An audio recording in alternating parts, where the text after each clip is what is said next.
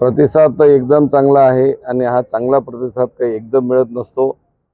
मी 2019ची विधानसभा हरल्यानंतर सुद्धा 5ही वर्ष लोकांच्या जनसंपर्कात राहिलो, लोकांच्या सुखादुःखात सामील झालो आणि जेव्हापासून माननीय आमदार एकनाथ शिंदे साहेब राज्याचे मुख्यमंत्री झाले तेव्हापासून न भूतो न भविष्यती जवळपास 450 कोटी रुपयाचा निधी या मतदारसंघामध्ये मी आणला।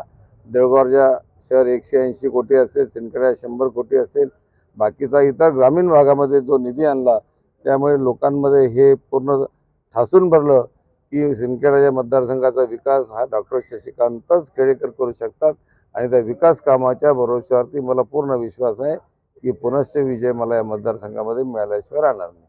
सिंदखेडा मतदारसंघामध्ये बंडखोरी कोण केली या विषयावर चर्चा सुरू होती। तुमच्याकडे शिवसेनेचा एबी फॉर्म आहे, मनोज कायंदेकडे राष्ट्रवादी अजित पवारांचा एबी फॉर्म आहे, परंतु आज एकनाथ शिंदे आपल्याकडे आलेले आणि त्यांनी थेट तुमचं नाव घेऊन हे जाहीर केलंय की सिंदखेडामध्ये मैत्रीपूर्ण लढत आहे। अशातच तुम्ही जनतेला काय आव्हान करणार? खरं म्हणजे महायुतीचा अधिकृत उमेदवार मीच खरा त्या ठिकाणी आहे, कारण जवळपास 1 महिन्यापूर्वी माननीय मुख्यमंत्री महोदय यांनी मला स्पष्ट सांगितलं होतं की डॉक्टर राजेंद्र शिंगणे तुतारीमध्ये आता गेलेले आहेत, त्यामुळे हा मतदारसंघ युतीमध्ये आपल्याला सुटलेला आहे आणि तुम्ही आता कामाला लागा। 1 महिन्यापूर्वीच मुख्यमंत्री महोदयांनी मला याची कल्पना दिलेली होती।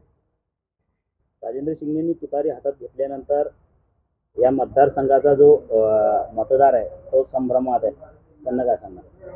नाही, आता त्यांनाही माहिती मी परंपरागत त्यांना लढत देणारा या मतदारसंघातला एक उमेदवार आहे आणि त्यांना खऱ्या अर्थानं लढत मीच या मतदारसंघात देऊ शकतो हे त्यांनाही माहिती होतं आणि म्हणून माझे मतं जसं 2019 मध्ये माझ्याच मतामध्ये विभागणी झाली तशीच विभागणी 2024 मध्ये करण्याच्या दृष्टिकोनातून आपलीच काही मंडळी राष्ट्रवादीमध्ये ठेवली आणि त्यांच्या माध्यमातून हा एक कॅन्डिडेट त्यांनी त्या ठिकाणी बळीचा बकरा केला असं मला त्या ठिकाणी सांगावंसं वाटतं।